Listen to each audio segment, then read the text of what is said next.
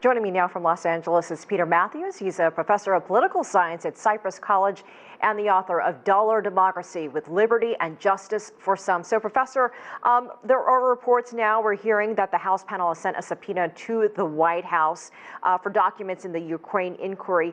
We know that the U.S. president has no plans to cooperate. What do you make of this latest development?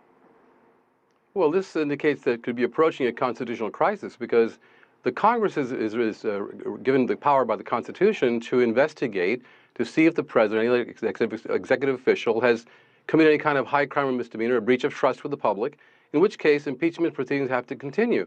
And so this is where the president's refusing to let the Congress do its duty, the House to do its duty, in pursuing the possibility of impeachment. And that could be considered as obstruction of justice if he won't turn those documents over. It's very serious right now, and some people are saying it's a very big constitutional crisis that could be approaching right now if he's adamant about this. So we're learning more about these text messages that have been exchanged among diplomats. Are these text messages the new tapes? And when I say tapes, I mean the tapes that were used in Watergate. Are these text messages enough to impeach Donald Trump, or is this just the beginning? The text messages are a big development because that's actual proof, possible proof, but it's there, physical and material, that there was some pressure applied by the president's side, President Trump's side, to get the Ukrainians to investigate whether or not Hunter Biden was involved with Joe Biden, any kind of corruption or whatever. And that's wrong for the president, to try to get a foreign government to help him get dirt on an opponent. That's what the founding fathers decided, that no foreign country should be involved in our elections in any kind of way.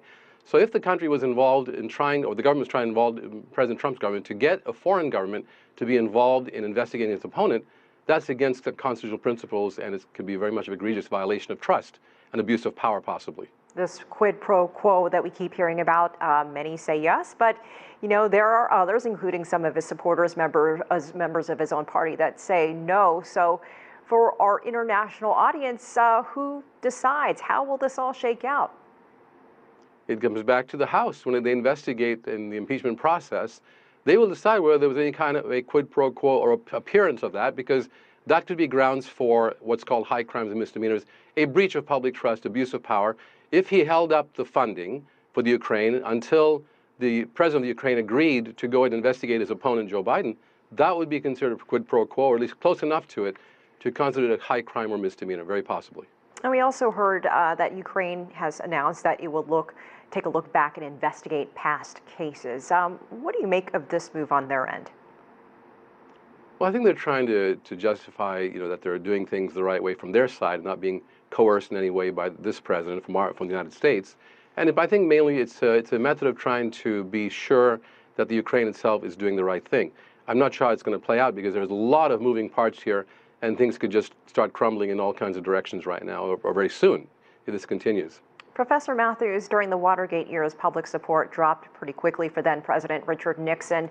He was very popular, but Donald Trump still has a lot of strong supporters, even within his own party. Do you see that at any point changing, and what would it take for us to see some type of shift in support? It's actually already changed. The latest polling showed that about 1/3 of the moderate Republicans, which is a smaller faction of his party, have decided that he needs to be, either impeached or investigated for impeachment. About 1/3 of the moderate Republicans, that's a huge amount. He does have a solid base of supporters in the right wing of his party and the base of his party that'll stick to him no matter what.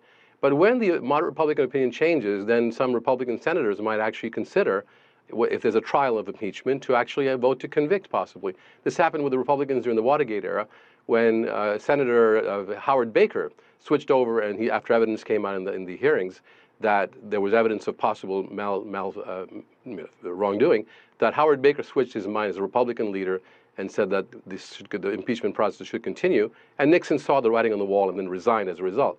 This could happen once again. History could repeat itself. We're also seeing Donald Trump issuing a challenge to the Democrats in Congress, saying, hey, take your best shot. I'm going to have victory, because it's not going to get through the Senate.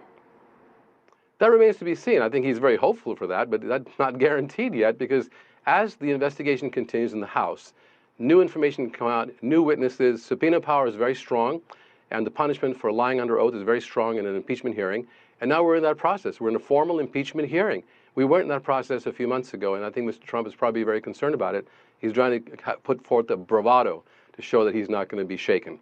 let's see what happens. He is not under oath yet. Professor Peter Mathews, thank you so much for joining us from California. My pleasure.